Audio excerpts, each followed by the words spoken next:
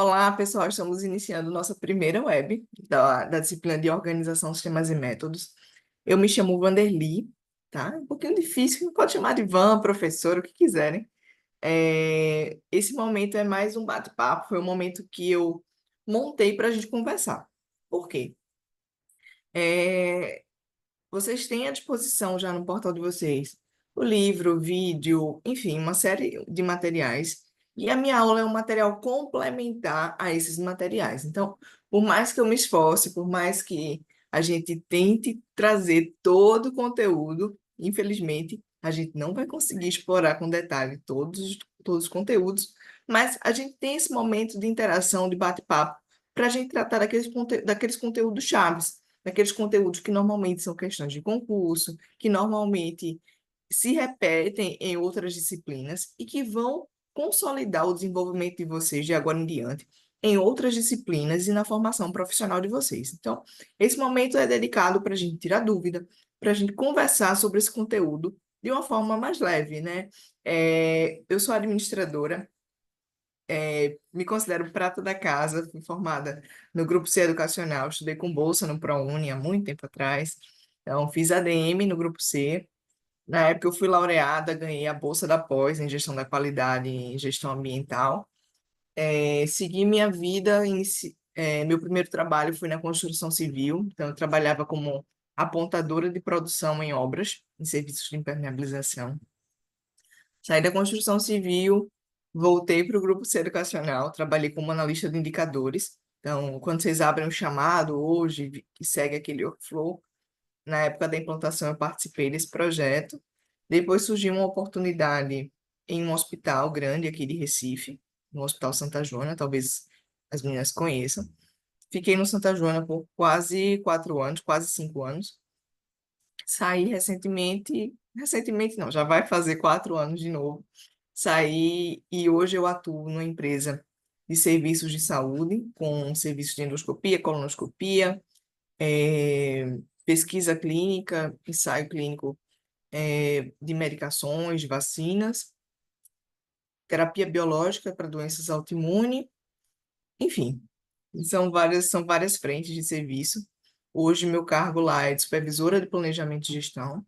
Também atuo como consultora de administração, em uma empresa no segmento alimentício. E tem muita coisa, viu? Não sei como é que dá tempo de fazer muita coisa.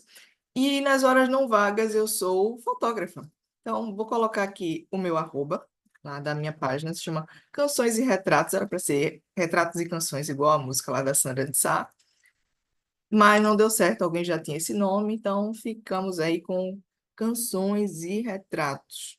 Então, segue lá, coloquei aqui o meu arroba no... Quero ver todo mundo seguindo, viu? Então, é o meu arroba lá. Enquanto fotógrafa, só uso essa página. Então, é isso, pessoal. Resumindo, minha apresentação é essa. Minha vivência profissional, ela sempre foi muito voltada a, nesse intercâmbio, né? Então, basicamente, eu terminei minha pós e comecei a dar aula. Então, eu sempre fiz esse intercâmbio do mercado com a sala de aula, a sala de aula com o mercado onde eu trabalho. Então, eu tenho muitas experiências legais para compartilhar com vocês. Queria saber também se vocês já atuam profissionalmente como administradores, se vocês estão, como é que vocês estão aí no desenvolvimento da carreira profissional de vocês, se vocês ainda não entraram no mercado de trabalho, se vocês vão entrar, enfim. Então, é isso. Se apresentem aí também profissionalmente para eu entender um pouquinho o viés de vocês e em qual segmento de trabalho, caso atuem. Colocar aqui também para que a gente use aí alguns exemplos. Como vocês já viram, já passei por várias frentes de trabalho. Fui técnica em eletrônica, não deu certo, né? Na vida nem tudo dá certo, algumas coisas a gente tenta para dar errado. Então, o meu ensino médio, as meninas devem conhecer. Eu estudei no SESI de Jaboatão, né? Acho que a Regiane conhece. No antigo SESI de Jaboatão, eu fiz ensino médio lá e o técnico no Senai de Areias. Então, técnica em eletrônica. Na época, o mercado muito fechado, eu muito nova, não deu certo. Mas aí eu tenho meu certificado, fiz meu curso. Então, enfim, compartilhe as experiências de vocês para a gente se conhecer um pouco. Como foi que eu separei as aulas? Como foi que eu separei aqui o modelo de aulas para a gente? Cada aula minha, a gente vai apontar para um conteúdo, para uma unidade, na verdade, do e-book. Então, são 4 unidades, 4 aulas, então 4 aulas a gente vai ver um conteúdo do e-book. Isso quer dizer que em algum momento também a gente vai misturar tudo. Então, fiquem ligados nas aulas, tentem assistir todas ao vivo. Se não der, assistam as aulas gravadas para que a gente não se perca no conteúdo. Pode ser que você chegue numa aula e eu esteja falando um assunto da primeira web e vocês fiquem, o que está acontecendo? Então, assistam todas as webs na sequência. Então, na aula de hoje, a gente vai se dedicar a conversar sobre a teoria e a história da administração, influências filosóficas e organizacionais da administração e introdução à abordagem clássica na administração. Então, teve uma turma que um aluno disse assim, professora, a gente já estudou isso em TGA. Eu sei, eu sei, e trago de novo, porque lá na TGA a gente estuda quando está começando o curso. Então, é tudo muito novo, a gente não sabe muito bem onde encaixar aquilo ali, a gente absorve. E agora eu quero trazer esse conteúdo para vocês agora com outro olhar, para vocês olharem para isso aqui e pensarem, isso aqui se relaciona com isso aqui. Isso aqui se aplica. Isso aqui não se aplica mais dessa forma, mas eu posso repensar. Então, a gente vai olhar para essa história da administração, não mais com o olhar de quem está observando e absorvendo conteúdo, mas com o olhar de aplicabilidade. Joia? Então, é isso que temos para hoje. As outras aulas a gente vai conversar um pouquinho nas outras webs. Então, vamos lá. Vamos supor, começar com o conceito de organização, né? A disciplina é organização, sistemas e métodos. Quando eu falo de... deixa eu ver aqui o chat, tem um bocado de mensagem. Vamos lá.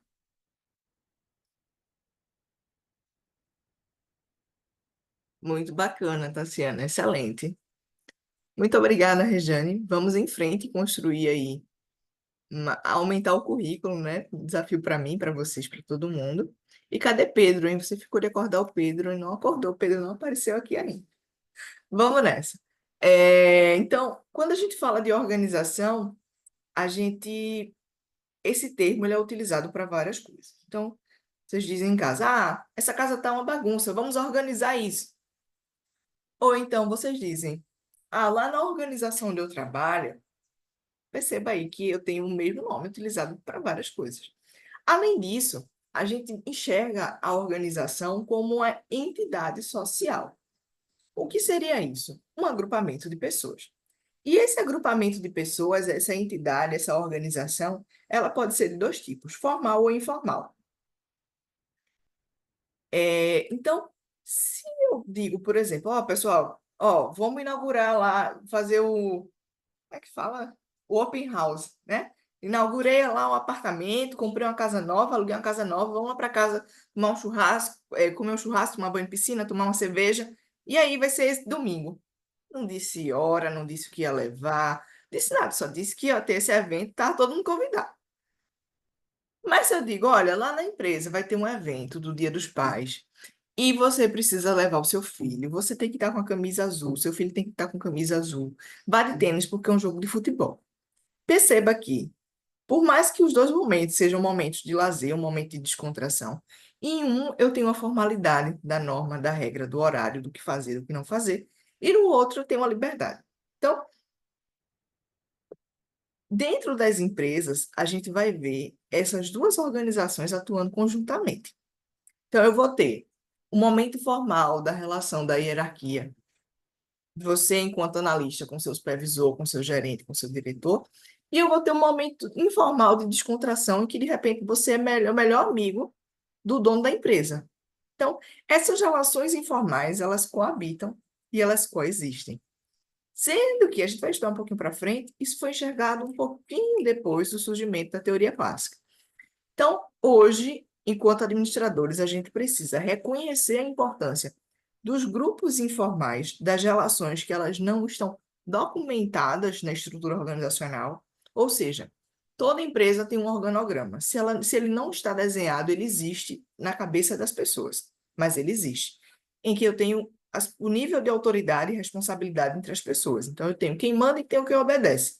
Mas, nesse meio termo, eu tenho o coleguismo, eu tenho aquela pessoa que eu me identifico mais, eu tenho as minhas predileções em relação a alguém. Então, essas duas organizações, elas coabitam, elas estão juntas, certo? Então, a organização, esse termo, utilizado como função administrativa e parte do processo, vem do conceito da administração segundo Fayol. A gente vai estudar Fayol daqui a pouco, e Fayol diz assim: administrar é planejar, organizar, dirigir e controlar. Professor, organizar o quê? Organizar recursos e processos. O nosso papel enquanto administradores é organizar recursos e processos.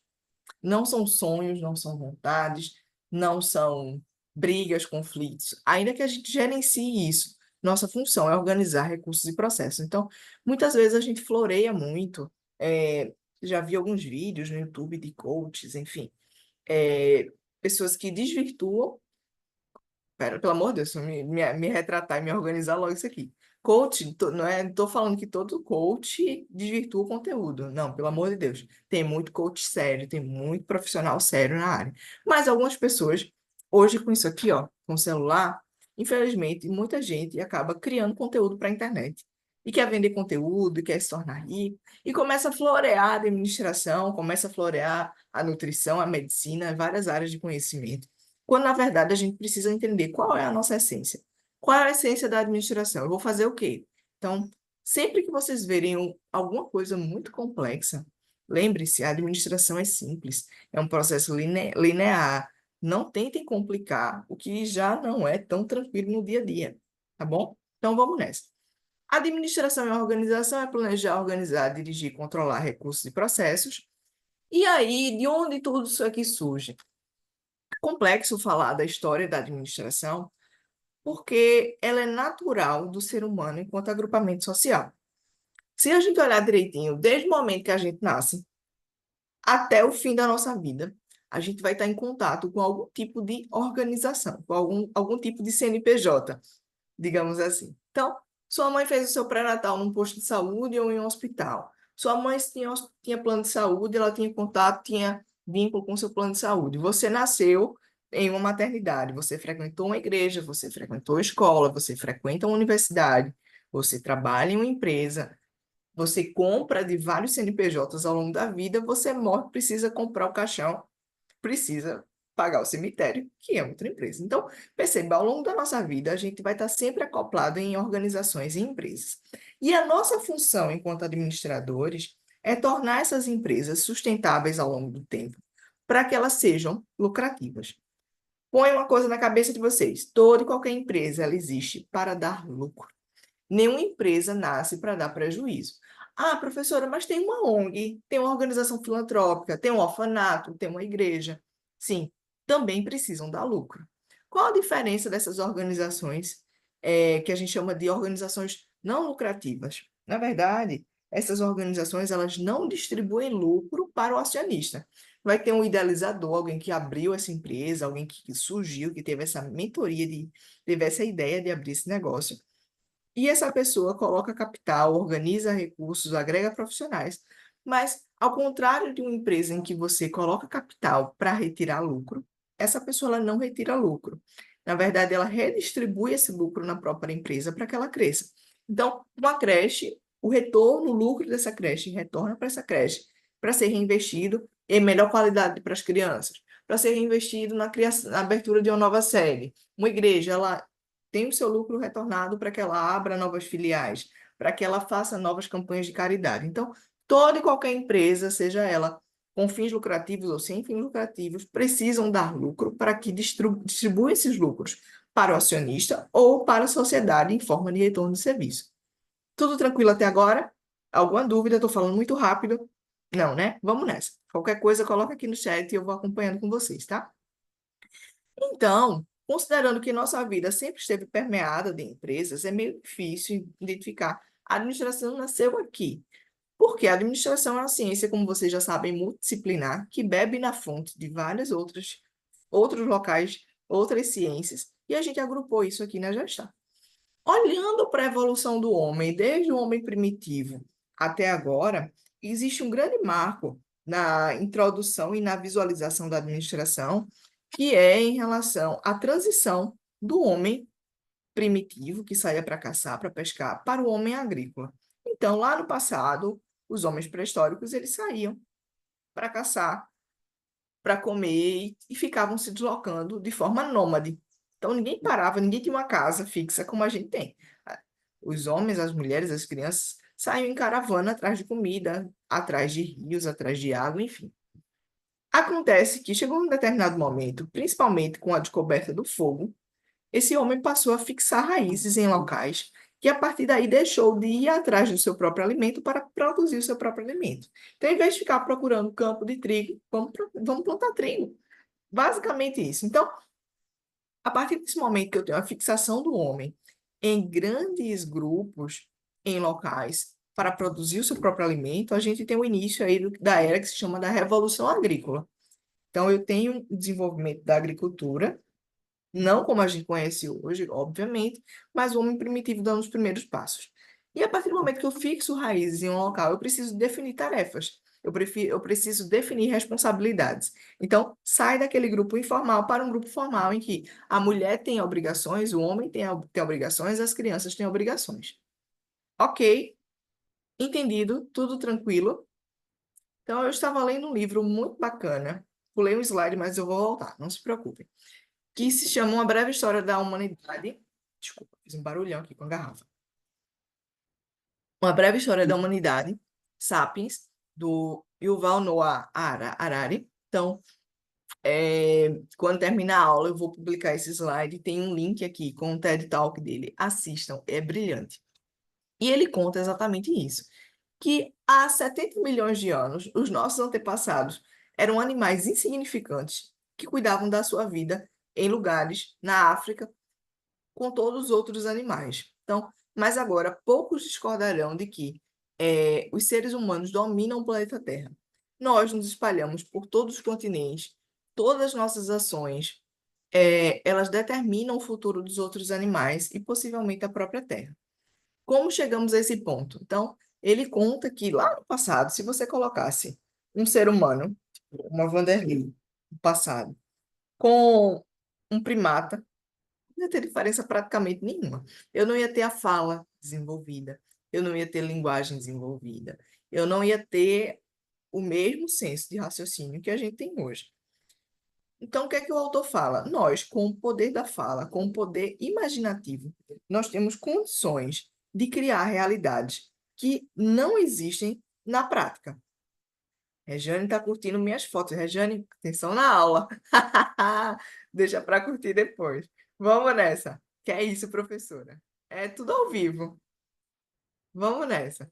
Então, é, vamos nessa. Então, o autor coloca o seguinte: a gente vai precisar organizar a nossa estrutura social para criar grupos. Simplificando, nós criamos empresas e essas empresas acabam tendo o poder de mudar a vida de outras pessoas para o bem e às vezes não para o tão bem assim.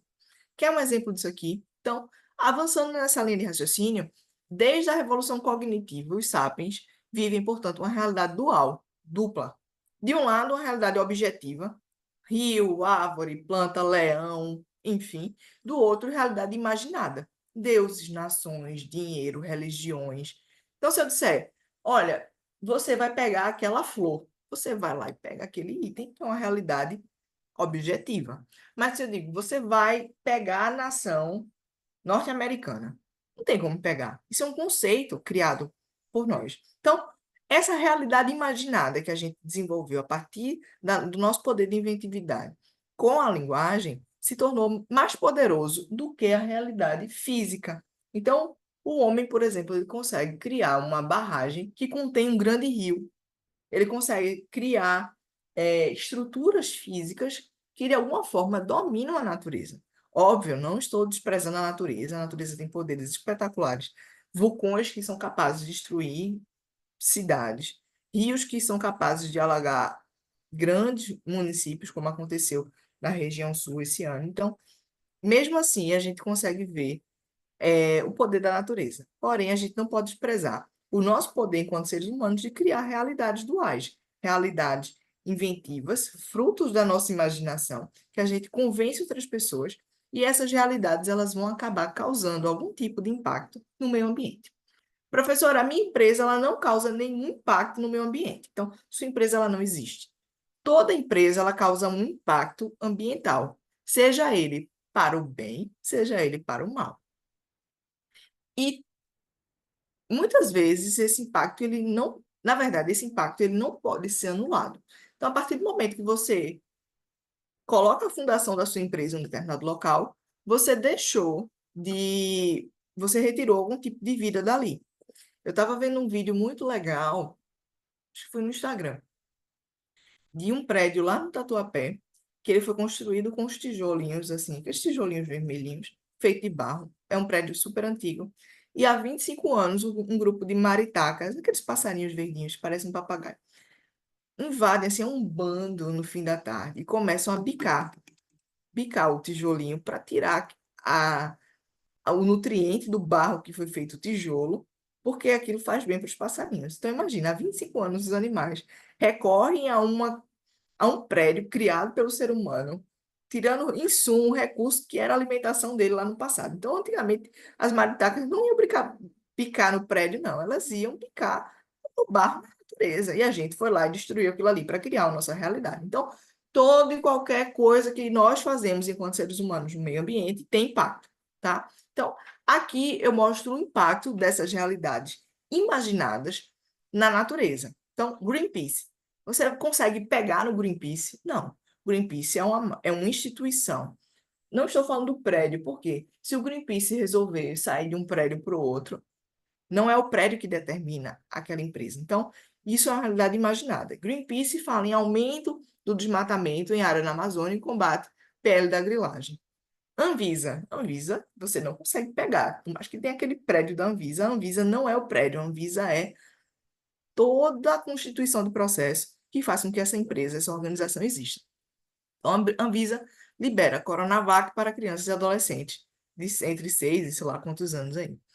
França é uma nação. Você não consegue pegar a França. Por mais que você chegue num território francês, a França não é algo físico, é um contexto. Então, França recebe cúpula internacional para proteger o oceano. Então, mais uma vez, a realidade imaginada sendo utilizada para preservar uma realidade objetiva. Projeto incentiva a criação de hortas comunitárias em condomínios em São Paulo. É um projeto. O que é projeto, professora? Tudo que a gente faz na gestão que tem começo, meio e fim. Vou implantar um sistema. Você vai passar a vida toda implantando? Não. Vai ter o dia de começar, o dia de continuar e o fim. Joia? Então, Câmara aprova projeto de lei que flexibiliza a entrada de agrotóxicos no Brasil. Então, a Câmara é uma instituição do nosso governo que aí tomou uma decisão que não vai nos proteger. Ela vai proteger aí interesses de outros. Por isso que eu falo, nem sempre essas organizações vão trazer impactos positivos. Muitas vezes, enfim, por questões éticas ou não éticas, prevalece um interesse que não é um interesse comum. Então, quando eu falo aí de administrar essas corporações, eu estou falando de um tripé, de uma tríade, dessa piramidezinha aí. Administrar é ciência, administrar é arte, administrar é tecnologia. Por que a administração é arte? Porque muitas vezes demanda visão, intuição, uma abordagem criativa e inovadora.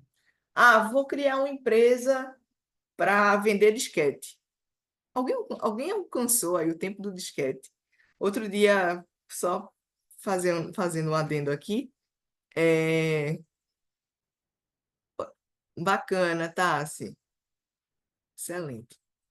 Então, outro dia, eu pedi para uma pessoa que, há um tempo atrás, estagiava comigo, eu disse, olha, se você for salvar aqui o arquivo no Word, você clica no disquete. Minha mãe bugou assim, ela era muito mais novinha, obviamente ela não vivenciou o disquete e ficou. O que é disquete? Então, é, administrar hoje também é conviver com diferentes gerações de forma, enfim, simultânea. Então, você vai encontrar alguém mais idoso, alguém mais jovem. Então, a gente também precisa fazer essa comunicação, essa integração entre gerações, entre cabeças totalmente diferentes, tá? Outro aspecto para a gente pensar é em relação à ciência. Administrar não é algo que você assim, ah, eu acho que eu vou resgatar 50 mil lá da empresa para comprar um carro para a empresa. E aí, vai por quê? Vai dar retorno, vai dar lucro, não vai? O que você quer fazer? Então, administrar é seguir métodos, existem métodos para decisões financeiras. existem métodos para decisões sobre recursos humanos, sobre marketing. Então, a gente precisa entender quais são esses métodos para saber como aplicar. O interessante é o seguinte, que nem tudo que funciona na empresa A vai funcionar na empresa B. Então, a gente faz o que a gente chama de benchmark, que é olhar para outro negócio e entender como ele funciona e trazer para a nossa empresa, mas isso não é garantia que vai dar certo. A gente vai precisar fazer adaptações. Tecnologia. Então, cada vez mais a gente usa e aplica tecnologia no nosso dia a dia. Então, administrar arte, ciência e tecnologia. Ok? Dúvida até agora? Tudo tranquilo? Posso avançar?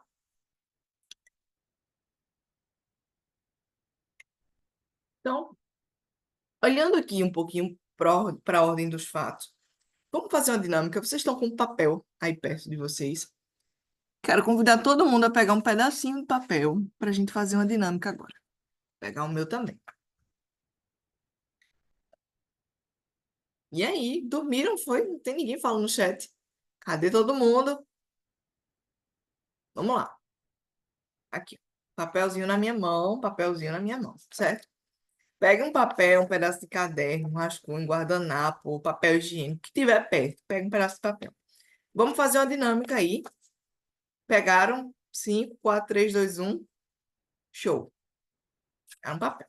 Então, eu vou dar alguns comandos para vocês sobre como dobrar, enfim, manusear esse papel. E no final a gente vai ver como foi que os papeizinhos ficaram. Papelzinho de todo mundo, certo? Vou até tirar aqui o... Deixa eu ver se eu consigo tirar compartilhamento. Deixa eu botar aqui e tirar. Só um instante, viu? É o tempo que todo mundo pega o papelzinho.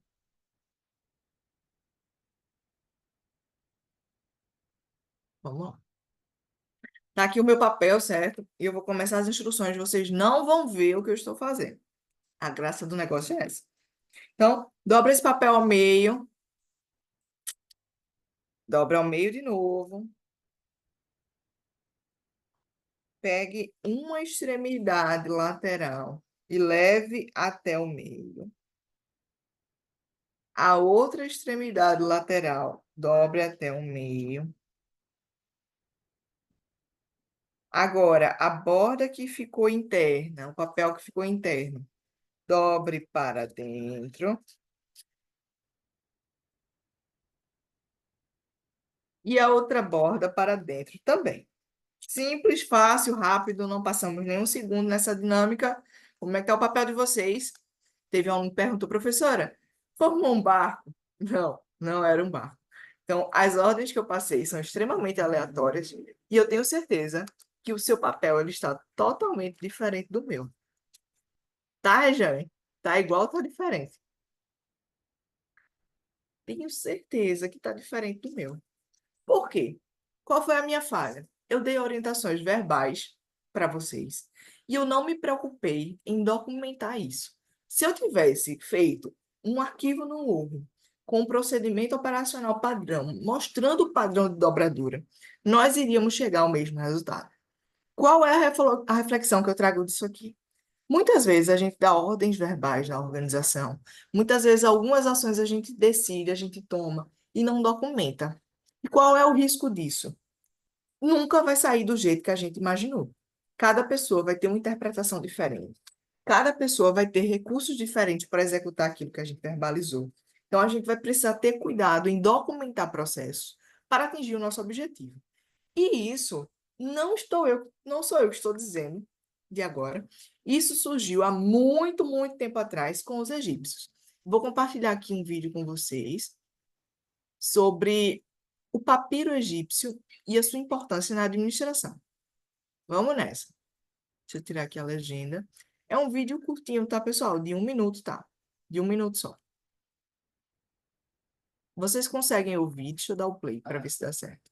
Conseguem ouvir? O Museu Egípcio no Cairo exibe pela primeira vez os mais antigos manuscritos do Egito encontrados em papiro, que remetem à construção da Grande Pirâmide de Gizé. Eles detalham a vida cotidiana dos trabalhadores que carregavam enormes blocos de pedra, cumprindo as ordens do rei Khufu, que ambicionava ter seu próprio mausoléu. Os manuscritos mostram o sistema administrativo que prevaleceu durante o fim da Era de Khufu, assim como o corte de pedras e a construção da Grande Pirâmide. Esses eram os grandes projetos do Egito naquele tempo. المشروعات القومية لمصر في هذه المرحلة. Os documentos trazem detalhes como a lista de pagamento aos trabalhadores. Os especialistas informaram que os manuscritos foram descobertos em 2013, na cidade de Zafarana, ao sul do Golfo de Suez. Com smartphones e câmeras nas mãos, o público agora pode ver de perto os papiros mais antigos não só da civilização egípcia, mas da história da humanidade.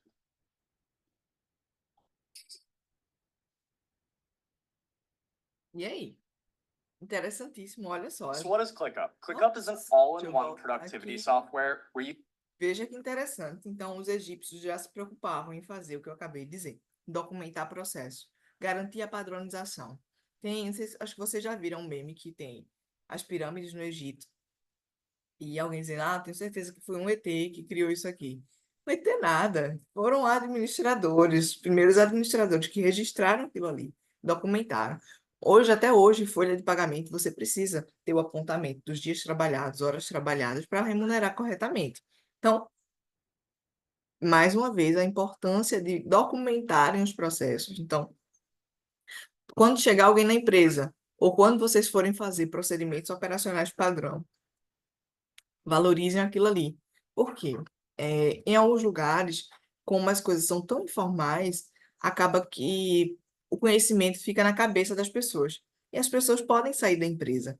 Então, para garantir o conhecimento organizacional, a gente precisa documentar os processos. Então, os egípcios, eles mostraram para a gente a necessidade de planejar, organizar, controlar, planejar, organizar e controlar. Apresentam também para a gente a descentralização na organização e a necessidade de ordens escritas. Então, o que é descentralizar? Vamos entender primeiro o que é centralizar. Centralizar é quando eu digo o seguinte: nada acontece nessa empresa sem o meu ok. Então, eu vou precisar sair mais cedo no almoço para poder ir na creche do meu filho e voltar. Aí vai para o dono. Pode, pode.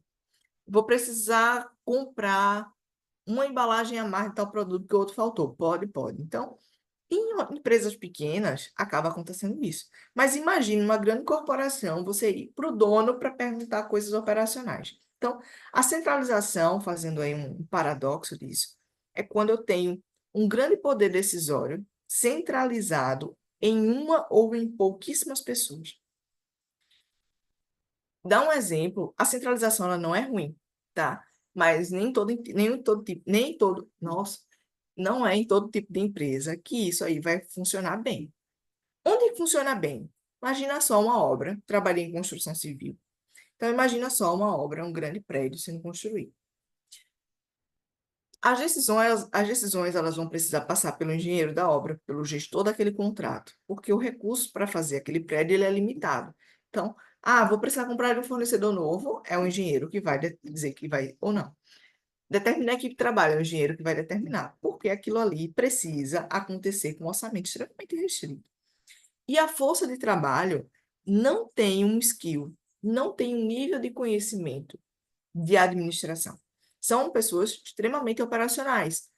É o marceneiro, o pedreiro, o carpinteiro. Não estou falando que essas pessoas são burras ou não inteligentes, não é isso. Estou dizendo que elas não têm conhecimento de gestão. Então, elas não conseguem tomar decisões pensando no todo. Elas vão conseguir tomar decisões pensando somente na sua parte. Mas em outros tipos de empresa, imagine então uma consultoria, uma agência de publicidade. Quantos consultores tem ali? Então, essas pessoas, quando vão no cliente, acabam que elas têm um poder de decisão tal qual o dono da empresa, porque elas são a empresa representadas ali. Então, existe uma descentralização. Ok? Então, outro legado aí da administração, hoje nas empresas, acredito, principalmente a colega que trabalha em uma instituição federal, no órgão público, existem uma série de normas. Então, nossa vida no meio empresarial, ela é repleta de condições e situações que a gente pode ou não pode fazer. Então, surgiu recentemente um termo muito bonito, né? Eu acho interessante, de vez em quando surgem esses nomes em inglês, que, enfim, para para meio que formalizar as coisas que já existem, que é o compliance. Escreve assim, ó, compliance. Isso vem do verbo em inglês to comply, que é o permitir, fazer e por aí vai. Então, as empresas criam regras de compliance para determinar coisas que nós, enquanto funcionários, enquanto administradores, podemos ou não podemos fazer. Então, a partir do momento que eu tenho um conjunto de regras que dizem o que eu posso e não posso fazer nas organizações, isso não surgiu de hoje, isso vem de um código de conduta antigo, que é o Código de Hammurabi. Então, lá no começo, imagina as grandes civilizações se formando, a confusão que era. Então, o homem ainda com a cabeça extremamente primitiva, né? Então surgiu aí a lei de Talião, a lei do olho por olho, dente por dente, em que foi escrito aí uma lei que dizia o seguinte, dentre outras coisas: se o construtor de uma casa construir uma casa e o filho do dono da casa e a casa cair, o filho do dono da casa falecer, o pedreiro deverá ter seu filho morto. Se alguém ferir o olho de alguém, essa pessoa ficar cega, quem feriu deve ficar cego também. Então era assim, ó, se fizer, vai levar. Então, tudo isso deu origem aos grandes códigos, Código Civil, os códigos de direito que a gente tem hoje, e também os códigos de conduta organizacionais que temos hoje também nas empresas. Então, a Tassiana está colocando que ela tem um código de ética na instituição, além do setor de governança. Perfeito, excelente. Avançando aqui, a gente também tem a contribuição de outras fontes na administração, como, por exemplo, no Canal de Veneza, então, no período das grandes navegações, como era que acontecia aquilo ali? Eu tinha o louco o descobridor, Vicente Pinzon, Pedro Álvares Cabral, Cristóvão Colombo, o loucão, que dizia assim, eu vou fazer. E eu tinha aquela galera que tinha muita grana e dizia, faça, faça, tá aqui o dinheiro, vá lá, compra a melhor caravela, compra a melhor madeira, compra o melhor mastro e vá e traga ouro, traga especiarias. Então, eu tinha ali o papel do investidor, que colocava a grana para que aquela loucura toda acontecesse. Porque hoje é muito fácil você pensar em entrar no cruzeiro, né? E tal, rodar o mundo no cruzeiro. Mas naquela época, sem GPS, sem celular, saía, se não sabia se ia voltar, somente com cartas náuticas, muitos locais, muitas ilhas, muitos territórios ainda nem descobertos. Então, é uma loucura se a gente pensar nisso nos dias de hoje. Mas essas pessoas também, além de desbravarem oceanos, desbravaram os conceitos da administração. Um deles foi a gestão dos custos. Então, precisava contabilizar, porque se aquele cara investisse muita grana e não houvesse o retorno, haveria prejuízo para ser distribuído. Então, surge aí a contabilidade de custo, balanços contábeis, controle de inventário, para garantir a gestão dessa operação logística. Outra contribuição na administração vem de Adam Smith, com o princípio da especialização dos operários e o conceito de controle. Então, o que é a especialização do funcionário? Ainda pegando o exemplo da construção civil, num prédio a gente tem várias frentes de trabalho. Muitas vezes a construtora ela não tem os profissionais e ela prefere terceirizar o cara do gesso, o cara da impermeabilização, o cara da cerâmica, e ela se preocupa em construir, que é a atividade fim dela. Então, essa super especialização em que marceneiro faz serviço de marceneiro, pedreiro faz serviço de pedreiro, eletricista faz serviço de eletricista. Se eu misturar essas pessoas, hoje, ó, eletricista, hoje tu vai fazer encanação. Não vai dar bom, não vai dar certo. Porque esse cara é super especialista naquilo que ele faz. Enquanto em outras funções, a gente não pode ser super especialista. Nós, enquanto administradores, nós precisamos sim nos especializar em áreas, mas em determinados momentos a gente vai fazer coisas que não são da nossa área de especialidade, a gente vai precisar também dominar tal qual. Então, esse princípio da especialização surgiu em Adam Smith. Ele é reverberado na teoria, na administração científica por Taylor, mostrando que o homem, ele, não, naquela época, na teoria clássica, no surgimento da administração, quanto mais especialista ele fosse em uma determinada atividade, menor o risco de erro, menor o risco de falha e maior a possibilidade dele fazer aquela atividade de uma maneira excelente, tá? E aí vem as contribuições dos filósofos. Devido ao tempo, eu não vou olhar tópico a tópico, mas vocês ficam aí com esse material para revisar.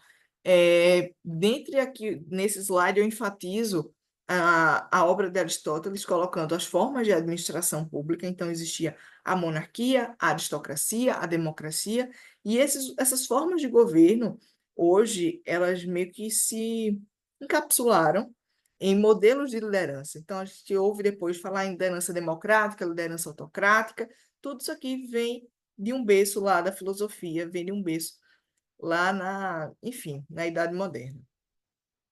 Então, outros teóricos, outros filósofos, depois vocês dão uma lida. E aí trouxe para vocês a influência da Igreja Católica também na administração, né? A Igreja Católica, se a gente olhar a estrutura hierárquica dela, é muito parecida com o que a gente tem na nossa empresa. Então, eu sou supervisora de planejamento e gestão. Então, abaixo de mim eu tenho analistas, abaixo desses analistas eu tenho assistentes, eu tenho auxiliares. Acima de mim eu tenho coordenador, eu tenho gerente, eu tenho diretor.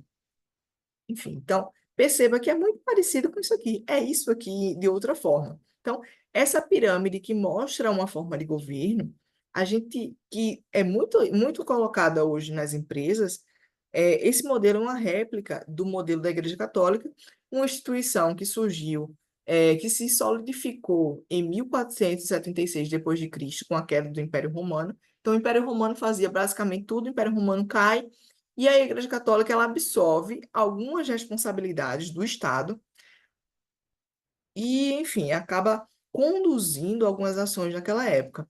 E para isso ela precisava de autoridade, uma hierarquia de autoridade e um sistema de gestão que fosse simples e eficiente. É tão eficiente que hoje, em qualquer igreja católica que você for no mundo, você vai encontrar essa estrutura. Não? Então, você vai encontrar aí diáconos, padres e arcebispos, e os cardeais lá em Roma, e o Papa lá no Vaticano, em Roma. Então, deixa eu compartilhar aqui esse vídeo com vocês,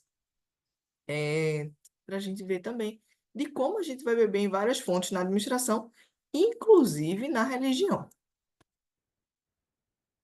Da Igreja Vou universalmente. ajeitar aqui. Apesar de ter começado na Palestina, no atual Estado de Israel, o catolicismo está espalhado pelo mundo todo. De acordo com o Anuário Pontifício, o Brasil é o país com mais católicos no planeta. Para preservar a doutrina e a liturgia da religião, a Igreja Católica conta com uma estrutura de governo hierarquizada nos 5 continentes onde atua. A esfera de governo está ligada diretamente ao sacramento da ordem, pois é através dela que existem os papéis de comando protagonizados pelos diáconos, padres, bispos, arcebispos, cardeais e o Papa. Como todo mundo sabe, o Papa é a autoridade suprema. Com o cargo vitalício, ele também é o bispo de Roma e comanda a Igreja universalmente. A Igreja Católica já teve 266 papas, contando o atual pontífice, o Papa Francisco. Já os cardeais são os conselheiros e os colaboradores mais íntimos do Papa. Muitos deles servem na Cúria Romana e realizam funções administrativas. Cabe ao Colégio Cardinalício a eleição do Papa, no conclave. O Vaticano estima que existam mais de 400 mil padres católicos em todo o mundo. Só no Brasil, são cerca de 27 mil. O padre é o membro da Igreja Católica mais próximo do povo, seja celebrando missas, atendendo confissões ou proferindo o Evangelho. O diácono é considerado um servo, um ajudante. Recebem o sacramento da ordem para exercer o tríplice ministério da caridade, da palavra e da liturgia. Espero que tenha gostado dessas curiosidades. Te encontro no próximo Evangelizar Ensina. Até mais! Então, perceberam aí uma estrutura de trabalho organizada em que cada parte tem responsabilidades pré-definidas. Igualzinho a gente na empresa onde a gente trabalha. Não muda nada. A gente tem responsabilidade, tudo muito bem definido. A gente sabe a quem se reportar, o que fazer e o que não fazer. Idêntico a essa estrutura hierárquica existente aí na religião católica. Certo? Avançando um pouquinho, vamos nessa. Então,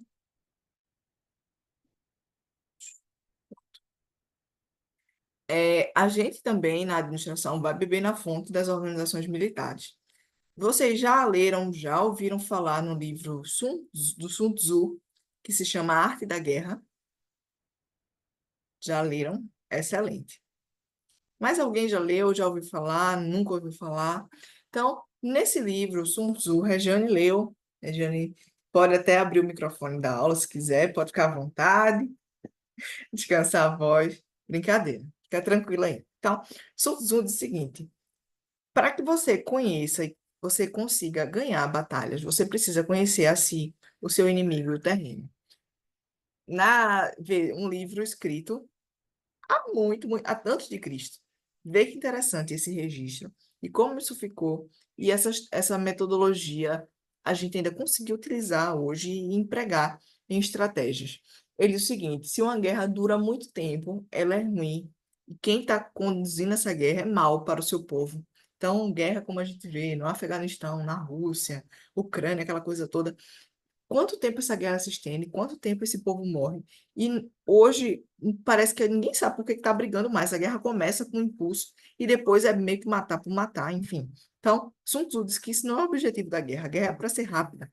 É para que você estabeleça o poder e você assuma esse poder. Não estou defendendo que vai matar uma pessoa em um dia, e não é nada disso. Mas a metodologia, a visão dele é que as ações mais impetuosas, elas precisam acontecer de forma incidente. Mas para que elas sejam bem-sucedidas de imediato, precisa de um planejamento.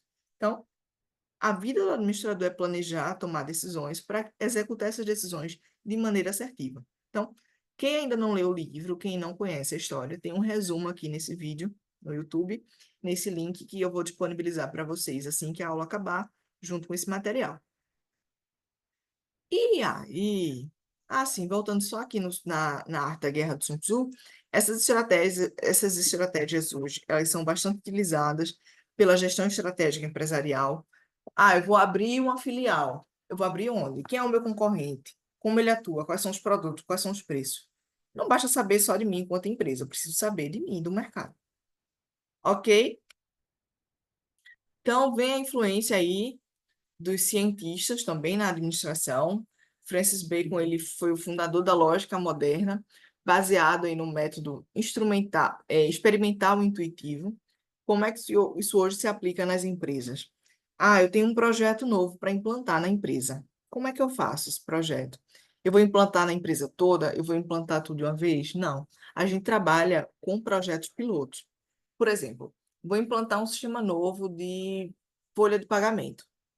Vamos começar, então, pelos funcionários do próprio departamento pessoal, que são usuários e implementadores desse programa. Que tal testar se o ponto está funcionando certo, se as horas estão computadas certas, se as escalas de trabalho estão sendo lançadas certas.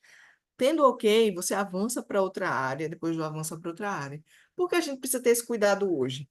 Porque se você implementar isso na empresa de uma vez e der errado, você tem um grande problema para resolver. Mas se você trabalha com o método experimental intuitivo em uma área em específico, vai ser mais fácil resolver problemas naquela área, naquele problema. Outro cientista foi o René Descartes. René Descartes colocou para a gente o método cartesiano, que consiste em dividir um problema em pequenas partes e entender como esses problemas atuam separadamente. Atuar sempre do mais fácil para o mais difícil. Então, aquela coisa, você tem um monte de coisa para fazer no seu trabalho. Pensa direitinho, que dia que você está com a mesa cheia de coisa, cheia de e-mail para ler, e você pensa, meu Deus, por onde eu começo? Aí você começa no mais difícil.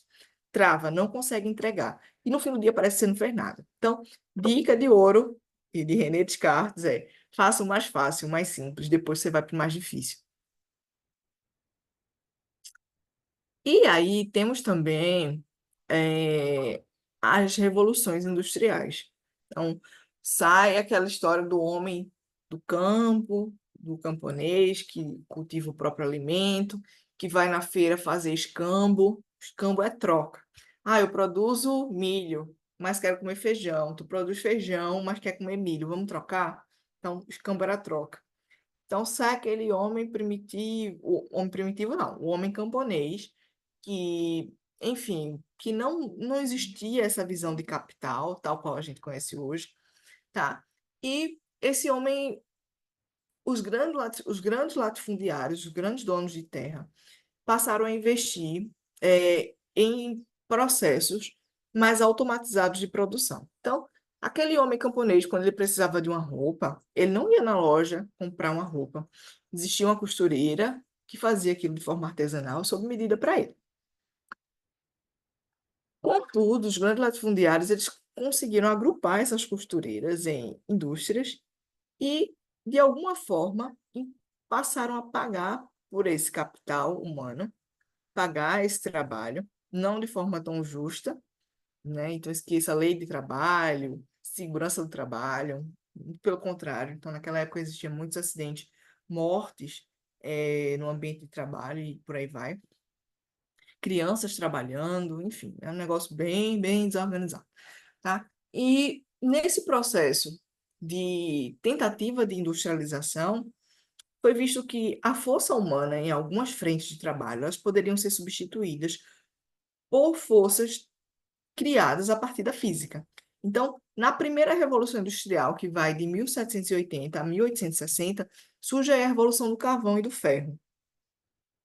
Então, o carvão, imagina só, uma grande panela com carvão embaixo, e essa panela com muita água, e o vapor que sai dessa panela centralizado num canuzinho, e esse canuzinho girando uma hélice, produzindo energia. Então, essa hélice poderia fazer girar um tear mecânico, sabe aqueles teares em que as pessoas ficavam fazendo isso aqui, aquele movimento para as linhas formarem tecido. Então, em vez de ter a força humana, seria a força do carvão e do ferro.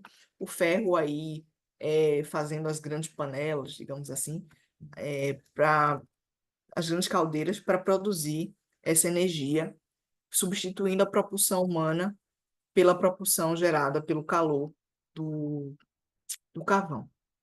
Além disso, tivemos também a segunda Revolução Industrial, que vai de 1860 a 1914, e aí a introdução do aço e da eletricidade também, além disso, do petróleo. Então, primeira Revolução Industrial, tem a mecanização da indústria e na agricultura, aplicação da força motriz, ou seja, da força de trabalho do vapor na indústria, desenvolvimento do sistema fabril, então sai do artesão, daquele que produz de forma unitária, personalizada, para a produção em larga escala, e a quarta fase, que é o aceleramento dos transportes e da comunicação.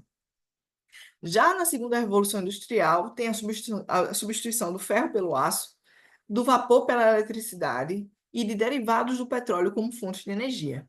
Desenvolvimento da maquinaria automática, especialização do trabalhador, crescente domínio da indústria e da ciência e aplicação de vias férreas. Surge aí Henry Ford com Ford T. Então, a gente vai falar um pouquinho de Ford mais na frente. Temos ainda as 3 aulas pela frente, a gente vai conversar bastante sobre a importância de Henry Ford na administração.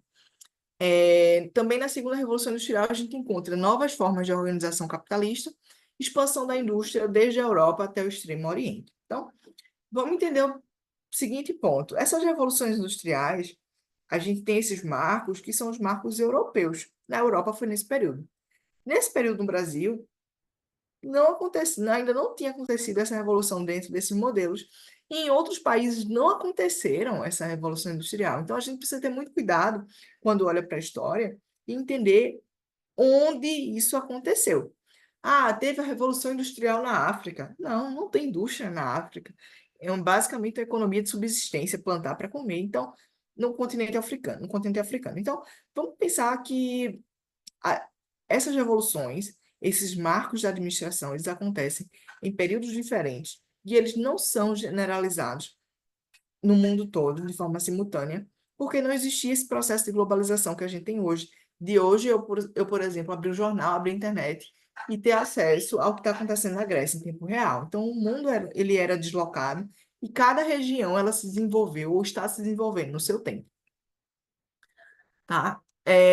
Além disso, tivemos também a influência dos grandes economistas liberais, então, ideais que a gente preserva hoje, que a gente briga, que a gente milita, né, como liberdade, igualdade, fraternidade, surgiram na França, no período da Revolução Francesa, entre 1789 a 1799, e hoje a gente chega na empresa e diz assim, olha, isso aqui é uma empresa igualizada, a gente quer mulheres com o mesmo salário de homens, a gente não quer discrepância de salário por sexo, a gente quer a inclusão de minorias no mercado de trabalho, a gente quer a inclusão do negro no mercado de trabalho, a gente quer a inclusão de pessoas enfim, de outras que se consideram homem ou mulher nas empresas, independentemente de preconceito. Então, a gente prega de novo liberdade, igualdade e fraternidade, tá?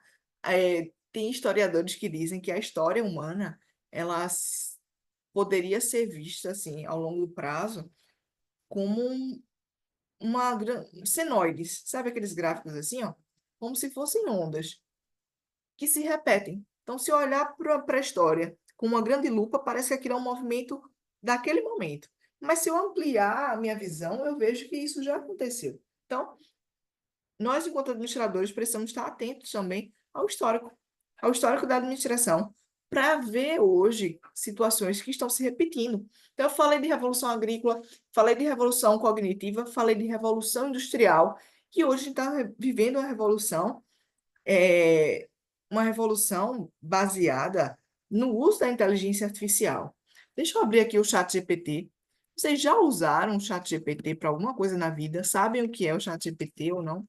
Se eu estiver falando grego, pessoal, é um tratado meu aqui na minha aula. Não existe pergunta burra, não existe pergunta boba, não existe, pelo amor de Deus, é um espaço de vocês. Então, se eu estiver falando alguma coisa que vocês nunca ouviram falar, por favor, me interrompam. Professora, eu não sei o que é isso.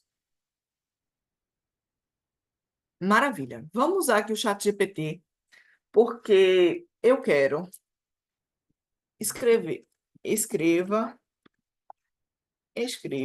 um e-mail para reclamar com o meu fornecedor de carne, pois ele está cobrando, sei lá, R$ 50 no quilo da, sei lá, pensar aqui numa carne, na carne de sol, e outro fornecedor vende o mesmo produto, eita, por R$ 25. R$ 25 o quilo. Informe que, se ele não reduzir o preço,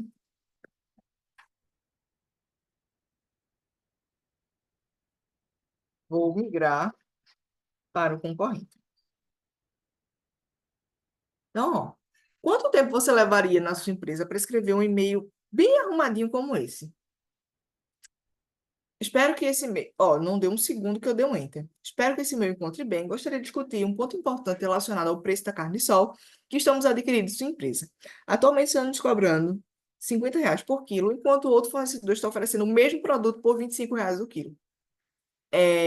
Essa diferença significativa de preço está impactando diretamente os nossos custos, o que nos obriga a reavaliar nossa parceria. Caso não seja possível uma revisão do valor cobrado, para nos alinhar ao preço praticado ao concorrente, infelizmente seremos forçados a considerar a migração para esse outro novo fornecedor. Aguardamos sua resposta em breve possível para que possamos decidir o melhor caminho a seguir. Veja, já tinham utilizado o ChatGPT com essa finalidade, com algo parecido? Sim, não? Talvez. Eu posso ainda pedir para a ferramenta, para a inteligência artificial, resuma esse texto. Resuma esse texto e seja mais duro, exigindo resposta em até um dia. Ele vai pegar esse texto e vai resumir, como eu pedi, senão, e vai colocar aqui o prazo. Então, você pode fazer o que você quiser com esse danado desse chat GPT. Professor, isso vai tomar o meu lugar de trabalho. Não vai. A gente está estudando, a gente está se especializando, a gente está buscando conhecimento para que a gente domine essa ferramenta. Então, cada vez mais o mercado de trabalho vai ser de quem estuda, de quem se especializa, de quem busca novos conhecimentos. Então, o meu papel aqui para vocês é mostrar como essas novas tecnologias se aplicam. Mostrei uma aplicabilidade simples, mas vocês podem fazer o que vocês quiserem com a ferramenta. Qualquer problema, que vocês tiverem na empresa que vocês trabalham, levem isso para o ChatGPT e entendam como a ferramenta pode ajudar vocês a encontrar a solução. E aí você vai dedicar o seu tempo, em vez de estar escrevendo um e-mail, em vez de estar pensando na gramática, na organização de vírgula, ponto, vocês vão pensar em gestão. Vocês vão pensar em como melhorar o dia a dia de trabalho das pessoas que trabalham com vocês. Meu Deus, eu já passei 2 minutos da nossa aula. Vocês aguentam ficar aí mais 5 minutinhos só para eu me organizar aqui e me despedir? Então, a gente também teve a influência de empreendedores, como Thomas Edison, Santos Dumont, Graham Bell. Então, cada um descobriu aí novas formas, novos produtos, e esses novos produtos mudaram o mercado, mudaram a nossa vida. Então, a lâmpada, imagina ter que acender o candeeiro para chegar em casa. Santos Dumont com um avião, enfim, não vou nem parar aqui, porque é óbvio falar da importância do avião para as comunicações, para o comércio, enfim. Graham Bell com telefone, então essa tecnologia ela se ampliou até chegar à internet como a gente tem hoje. Então, esses grandes pioneiros introduziram novos produtos no mercado e criaram novos mercados. E aí temos também a importância de Taylor Fayol na administração, mas eu não vou avançar aqui por conta do horário. A gente vai precisar se organizar para viver o nosso sábado, né? Então, na aula que vem, a gente volta para cá para finalizar o conteúdo dessa primeira unidade, tá? Já vou compartilhar esses slides com vocês. Dica de filme, que maravilha! Tem aqui, ó. Dica de filme, a gente tinha separado para a gente ver, mas está aqui, ó. Dica de filme, Barão de Mauá. Então, a gente ouve muito falar dos filósofos Taylor, Fayol, Paraná, muito fora do Brasil. E aqui no Brasil, como foi que aconteceu a nossa Revolução Industrial? Então, nesse filme, de graça no YouTube, 0800, dica da professora, vocês vão se divertir e aprender um pouquinho mais sobre gestão com o Barão de Mauá e no Evangelista. Então, vou compartilhar esse slide inteirinho com vocês, mesmo as partes que a gente ainda não viu, para que vocês absorvam. Nesse conteúdo super rico, que eu fiz com muito carinho, muita dedicação para vocês, tem algumas questões aqui que são questões de concurso. Então, questões de provas muito antigas que eu já apliquei. Então, façam com carinho, porque basicamente o conteúdo que a gente já estudou, transformado em questões para vocês treinarem. E essas questões estão com gabarito e com a solução. Vê que uma mata? Maravilha! Dá para estudar bastante até a próxima aula. Então é isso, pessoal. Eu ainda vou ver o horário da nossa próxima web. Talvez, eu acho que está para sexta, e talvez eu precise mudar todas as minhas webs para o sábado de manhã nesse horário. Mas a gente vai se organizando. Então, alguma dúvida? Queria saber de vocês nesses minutos finais. O que acharam da aula? Atendeu a expectativa? Não atendeu? O que a gente pode melhorar na próxima web? Queria saber um pouquinho de vocês sobre, enfim, um feedback para que eu possa me organizar, enfim, e trazer a nossa próxima web. Tudo tranquilo? Há alguma dúvida? Algum conteúdo que vocês ficaram com dúvidas? Que bom, fico muito feliz com o feedback de vocês, de coração. Alguém tem algum ponto a colocar sobre a nossa web? Alguma dúvida, algum conteúdo que a gente, de repente, vocês tenham ficado com dúvida? Ih, temos uma colega conectando agora. Chegou já no finzinho. Que pena. Cecília, bem-vinda. Eu já estou me despedindo de todo mundo, tá? A nossa... Estou agora, acho que agora foi. Cecília, bem-vinda. Pena que você só chegou agora. A gente chegou já ao finzinho da nossa web, mas não se preocupe, esse material ele foi gravado, vai ser compartilhado com você para você assistir depois. O material, os slides, eles serão compartilhados também.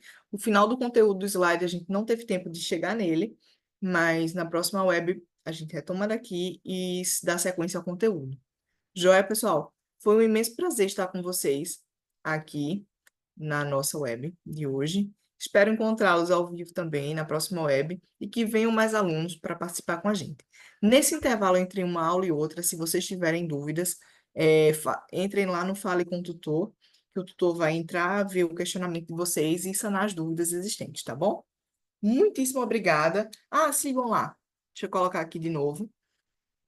Esse é o meu arroba. Não tem coisas pessoais, tá? Só fotografia, música, muita imagem bacana para relaxar. Então, sigam lá a minha página no Insta, que é o Canções e Retratos. Deixa eu colocar aqui.